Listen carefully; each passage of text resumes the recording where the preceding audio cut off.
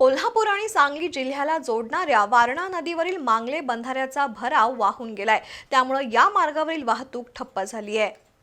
गेल्या काही दिवसांपासून मुसळधार पाऊस सुरू आहे, त्यामुळे ओढे, नाले आणि नद्या दुथडी भरून वाहत आहेत। चांदोली धरण परिसरामध्ये मुसळधार पाऊस सुरू असून वारणा नदी दुथडी भरून वाहतीये। या नदीवर पन्हाळा तालुक्यातील सावर्डे आणि शिराळा तालुक्यातील मांगले गाव दरम्यान कोल्हापुरी पद्धतीचा बंधारा आहे।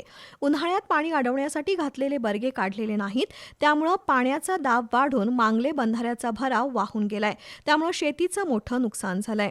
पाटबंधारे विभागानं आपल्या सावर्डे मांगली बंधाऱ्यावरती जे दारे घातली जातात उन्हाळ्यात शेतीसाठी पाण्यासाठी, चालू वर्षी अचानक जो अतिवृष्टी झाली, त्या अतिवृष्टीमुळे जवळजवळ मांगल्याच्या बाजूचा रस्ता आहे तो जवळजवळ 25 ते 30 फूट रस्ता खचलेला आहे। त्याला जबाबदार कोडोली पाटबंधारे विभाग त्यांनी ती जबाबदारी स्वीकारावी आणि लवकरात लवकर आमच्या मांगल्याच्या जे शेतकऱ्यांचे नुकसान झालेलं आहे त्या शेतकऱ्यांची नुकसान भरपाई द्यावी।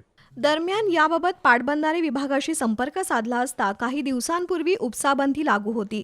उपसाबंदी शिथिल करून शेतीसाठी पाणी द्यावं अशी मागणी शेतकऱ्यांनी केली होती, त्यामुळे काही बंधाऱ्याचे बर्गे काढता आले नाहीत असं सांगितलं।